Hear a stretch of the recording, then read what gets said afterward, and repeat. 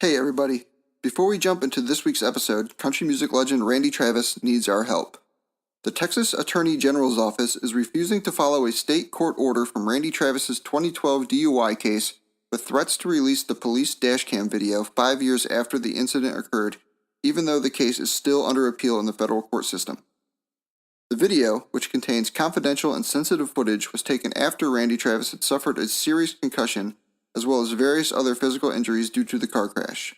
Randy's wife Mary has been his primary caretaker since he suffered a massive stroke in 2013 and serves as his next friend in court proceedings. Mary, along with his manager Tony Conway and publicist Zach Barnum, has issued a petition to protest the Texas Attorney General's unfair threat and urges Randy's friends and fans to take action. Visit change.org and search Randy Travis to find the recently launched petition and digitally sign in order to support Randy and Mary. As of my recording, the petition is already closing in on 1,000 signatures. There will also be a link available at iwasborncountry.com/show5.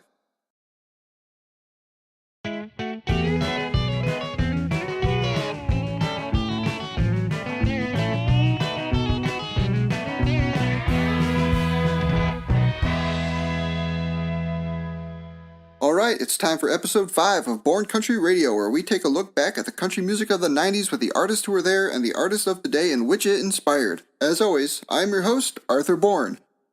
I'm really excited about this week's show because this marks the first time that our guest is not an artist of the 90s, but instead a modern-day artist who is out there working his butt off to keep traditional country music alive. If you know Shane Owens and his music, you know exactly what I'm talking about. However, if this episode of Born Country Radio is your introduction to Shane, if you love traditional country music, Shane is your guy. In this interview with Shane, we discuss a number of artists who he has looked up to as his musical influences, such as Randy Travis, John Anderson, and Tanya Tucker. Shane also talks about how his upbringing helped to make him the man he is today. I'll be sure to include a number of Shane's music videos in the show notes at iwasborncountry.com/show5. And of course, there will be links to all of his official websites, Facebook, Twitter, etc., so you can easily find his music and connect with him. Trust me, you're going to want more of this guy's music. Make sure to stick around after the interview with Shane to find out who my guest will be on next week's episode. You will not want to miss out on this one. But first, let me tell you about my friends over at Jean Blue Shirt Company. Jean Blue Shirt Company is based out of Nashville, Tennessee, and creates great t-shirts and tank tops based on your favorite 90s country artists and songs. Jean Blue Shirt Company is the home of the original Billy Bob Love Charlene shirt, their latest design, Hockey Top Tennessee, and of course their Come On Patty, Keep It Together shirt. Because Shelly Jean and Amanda Blue love Born Country and you, the country music fan, they are offering free shipping on all orders through the end of November with an exclusive coupon code. Pick out your shirts and enter Born Country, BORNCOUNTRY in all caps at checkout for free shipping. That's jeanblueshirtco.com. Enter Born Country in all caps at checkout for free shipping. Although my guest this week may not have been releasing music throughout the 90s, one listen to his most recent album, Where I'm Coming From, sounds like he was plucked from that era and dropped right into our laps in the modern day. I'm very excited to welcome Shane Owens to Born Country Radio. How you doing, Shane? I'm doing great. Thanks for having me, man. Absolutely. Now, being that Born Country focuses primarily on those artists that we all loved throughout the 90s, some of our listeners may not exactly be familiar with your music. Can you give our listeners a little insight on who Shane Owens is? Well, if you grew up listening to Randy Travis and Keith Whitley and Jones and Haggard and all those, you get a little bit of me wrapped up in all those artists wrapped up in one with me. Those are some of my biggest influences. I also grew up singing gospel music in church. I think a lot of country artists have that background as well. And, if you like traditional country music, you're going to love our stuff because that's exactly what we're doing. With that being said, you mentioned Randy Travis. I'd like to read a quote that's on your website from Randy Travis. Shane Owens brings it all: vocal, writing, performance, and passion. He has paid his dues, remained committed to traditional country, and brings a song with heart and a story. Songs that will get you through the tough times and enjoy the happy times. And lyrics that will remind you of the threads in life that make you the fabric you are today. He will bless you with his talent and his kindness. To Shane, I gladly pass the baton. How many times have you read this quote, and how does it make you feel? I've read it a million times, man, and it never gets old. He was one of my heroes growing up. He's a country music Hall of Famer, one of the best voices that's ever been heard in country music. And to call him a friend and to have him say that quote right there to me, and for him to believe in my music is incredible. It's like a dream come true. You know, I made my Grand Ole Opry debut and got to bring Randy out on stage with me, and that's a night I'll never forget. So, you know, when you talk Randy Travis, you're talking one of the best there ever will be. I agree completely. Now, with Veterans Day having just passed recently as this episode airs, I'd like to talk a little bit about the heartbreakingly patriotic 19. Can you tell me a little bit of where this song came from and who wrote it and when you discovered it? Well, it was written by one of the best songwriters in Nashville, Jeffrey Steele. He wrote so many number one hits, and we were doing a show together a few years back, and I heard the song for the first time. And after the show, we kind of got together, and he said, "Man, I'd love for you to cut that song." And he said, "It fits your voice perfectly." And I said, "Well, it'd be an honor, you know, being that he's one of the biggest songwriters ever, and just what the song stands for, and the meaning behind the song." It was influenced by the Pat Tillman story.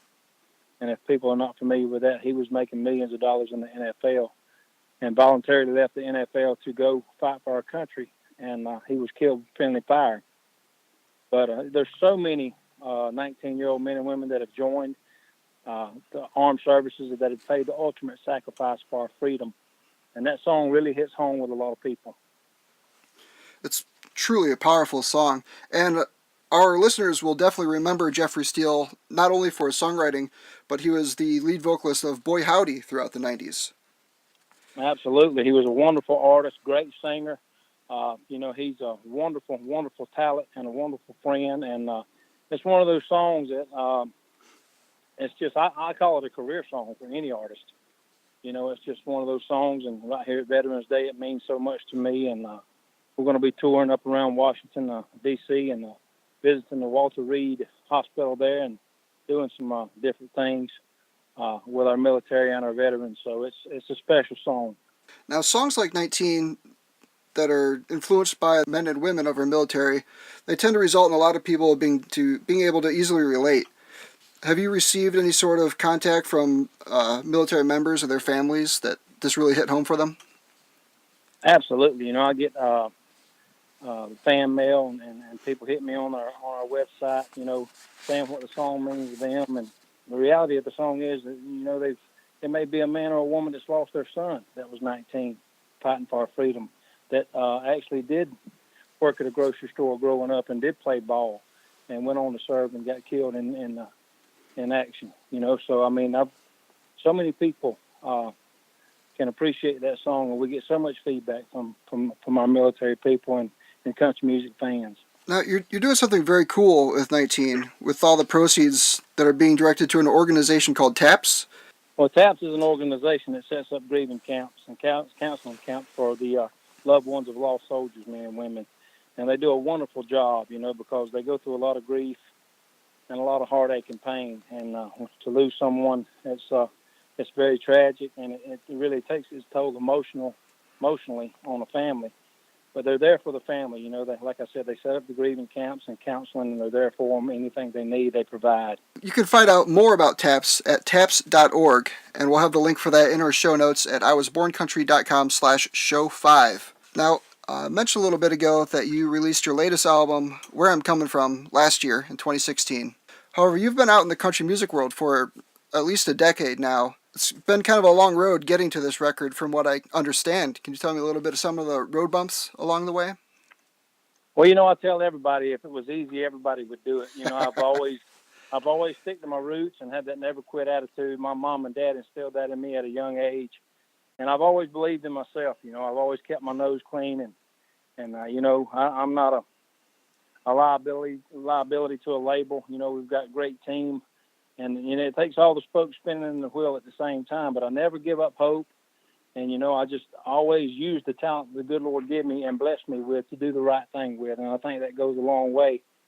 But, you know, it's not easy. There's a lot of bumps in the road, like you said. And, you know, you just got to I guess growing up on a farm helped me to be tough, because when you got bucked off that horse, you just got back on it and rode it. And you know what I mean? You Yeah. held on. But I'm living proof, man, that if you believe in yourself long enough and you surround yourself with good people, people like Randy Travis and John Anderson and so many, my family and my record label, just good people, that things will happen. You've recorded multiple times before where the record didn't make its way to the stores or to shelves. What happened in those cases? Well, we just I had a couple of deals that kind of didn't go the way I wanted them to. They tried to change me as an artist, and I've always been, I guess you'd say, hard-headed in a good way, not willing to change who I am and what I do. And those records that never got put out have got hit songs on them. Some of those songs I wrote, coming up with some of the best songwriters locally that I had a chance to write with, and some of the biggest name songwriters in Nashville as well. But, I believe everything happens for a reason, and it's all about timing, and it's all in God's will. And, here we are today, and after all we've been through, and we've got everybody at radio believing. We've got everybody in Nashville believing, and I've got a great team. They work hard every day, and, and that's what it takes. It just takes a lot of sleepless nights and traveling the roads, and because it's probably one of the toughest things I've ever done. But I can sit back now and over a 15-year career and think, man, it was all worth it. Well, I certainly believe in your music, and I think if our listeners haven't heard your music yet, they're going to believe too. I'm actually holding my copy right now of Where I'm Coming From, and scrolling through the thank yous, there's one name in particular that I just have to ask you about. The Born Country Radio listeners may not know this about me yet, but I am a huge pro wrestling fan. And Hillbilly Jim was a huge wrestling star in the 80s, and now I guess he hosts an outlaw country show on XM Radio. Do you have any Hillbilly Jim stories? Man, I could tell you some stories. Oh, my goodness. He's a great friend of mine. I grew up watching him. I was a little boy when they used to wrestle for the WWF, Yep. when it was World Wrestling Federation. And I grew up watching wrestlers like him and Ric Flair and Andre the Giant, Hulk Hogan. And, that's another thing. To call him a friend is wonderful. He's such a wonderful human being, such a humble human being. And he's about 6'9", so you can't really give him any lip or he'll put you in a headlock, But he's a great human being, man. We run into each other a lot and we hang out, and he's just great to be around, man. And what he done for the World Wrestling Federation and people like me that grew up watching it is unbelievable. One of the executive producers of your album is the previously mentioned Randy Travis. How did Randy come into your life and get involved with your music? Well, the record label I'm on now is a Texas, Nashville-based record label owned by Daniel and Dana Bloom, which are two of the best people you'll ever meet. And they were good friends with Randy and his wife, Mary. And Randy been through a lot after his stroke, and they were all good friends. And they took him down to Mexico on vacation, and they had my CD in the truck, and Randy just had a fit over it, so he wanted to meet me. And I guess, there's a lot of similarities between my music and his. It's real traditional country music, and obviously he liked my voice, and he was drawn to my music, and the rest is history. He believed in me, and to have him believe in me, and as long as he's been a hero of mine, it's just something that only the good Lord can line up. And it's so cool when someone that you look up to appreciates what you're doing, when it's almost because of them that you're doing it. I have to assume that you have been influenced by a lot of artists that came up through the same time as Randy Travis, and you of course recorded a cover of Chicken Truck on the album with John Anderson. Who are some of the other favorites of yours of the 80s and 90s? Oh, man, you got Clint Black, Garth Brooks, Travis Tritt, Alan Jackson, all those guys. I grew up just idolizing their music, and I've always thought Travis Tritt was one of the best singers that ever come out of Nashville or Georgia, down in this area. And what Garth done for country music is unbelievable.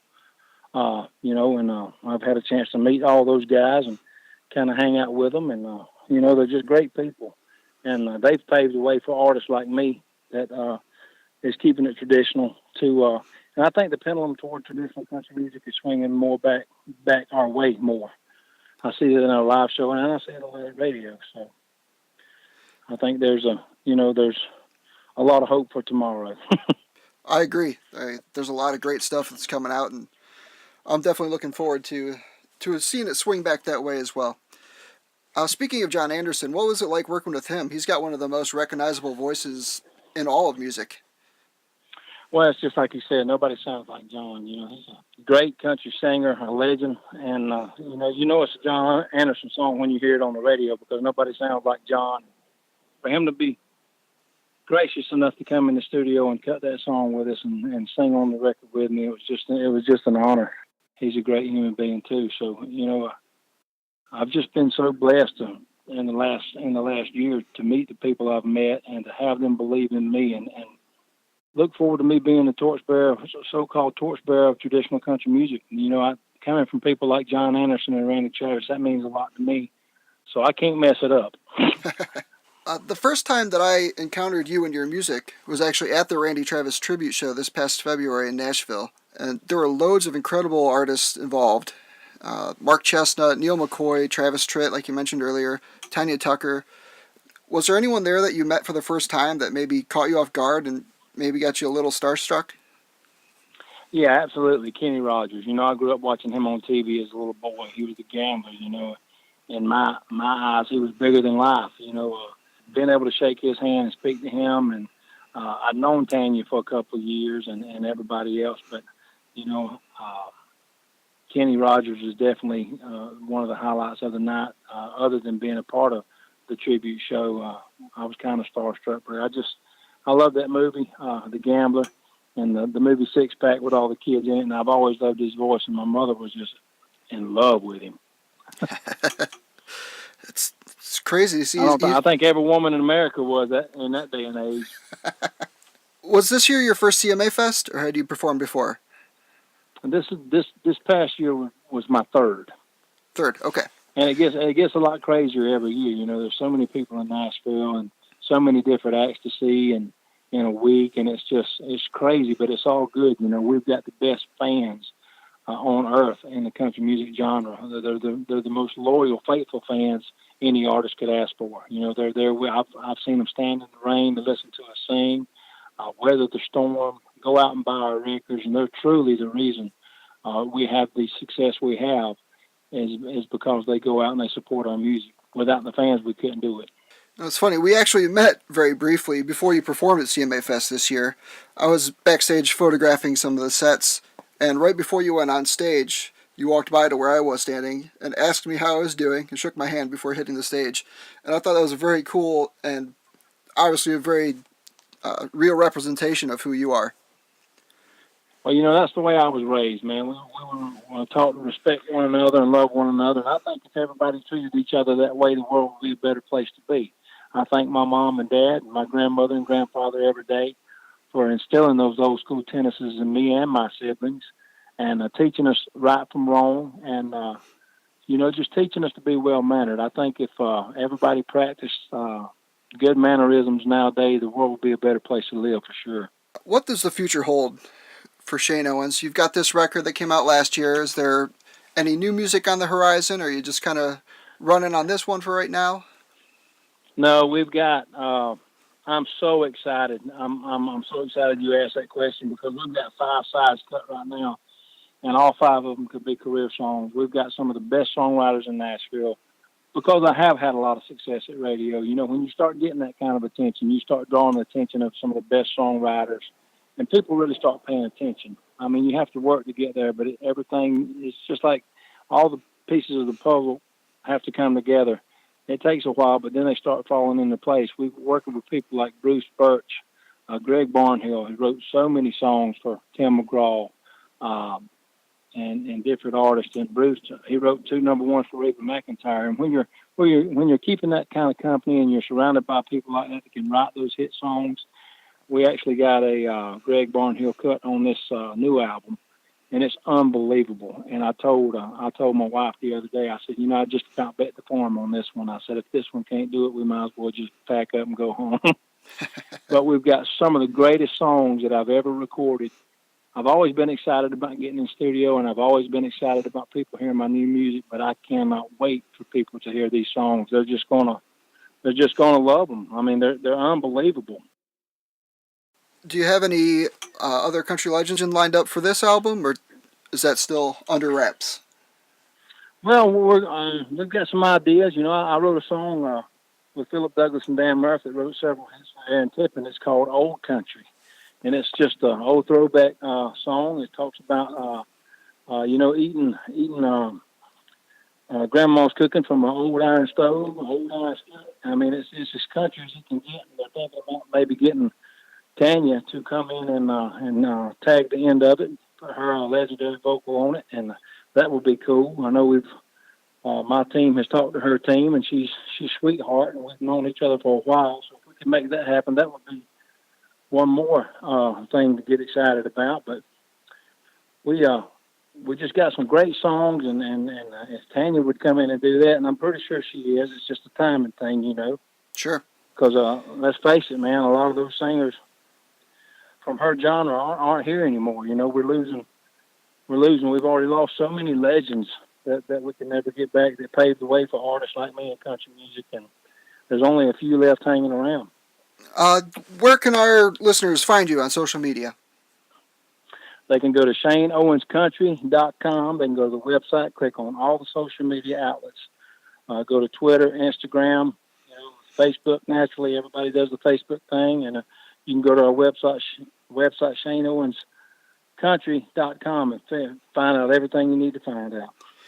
All right. Of course, all those links will be at iwasborncountry.com/show5. Shane, this has been a blast. I appreciate you taking the time to come on the show. Love your music. I think our listeners are going to feel the exact same way. I can't wait to see what's coming on down the line from you. And just keep that traditional sound coming alive. We appreciate it, man. Thank you so much for your time. God bless you, and God bless country music. All right. Take care, Shane. All right, man. Man, what a stand-up guy. I absolutely cannot wait to hear Shane's new music next year, and will definitely make sure I catch him out on the road again in 2018. As I stated before the interview, visit iwasborncountry.com/show5 for links to all of Shane's social media outlets and a number of music videos including 19, All the Beer in Alabama, and Country Never Goes Out of Style. You are going to love this stuff, I absolutely guarantee it. Make sure to tune in to Born Country next week as I welcome Aaron Tippin to the show. Aaron and I will talk about some of his great 90s country hits, his newly released Sweet Cherry Wine, and he might let you all know that he's maybe the luckiest hillbilly alive. As always, if you aren't a member already, check out the new Facebook group at facebook.com/groups/borncountryradio, where you will have a chance to submit questions each week for upcoming guests. I picked out a few fan questions to ask Aaron in next week's episode, so make sure you join the group and get yours in there for an upcoming show. Once again, make sure to check out the Randy Travis petition that I mentioned in the opening. I will share it on the Born Country Radio Facebook page, and of course include a link to that in the show notes as well. This is a major, major deal, and Randy really needs all the support in the world on this. Until next week, thanks again to our guest, Shane Owens, Gene Blue Shirt Company, and thank you for listening. Please leave a review on iTunes or in the comments at iwasborncountry.com/show5. I hope you all had a great Thanksgiving. My name is Arthur Bourne, and I was born country. Take care.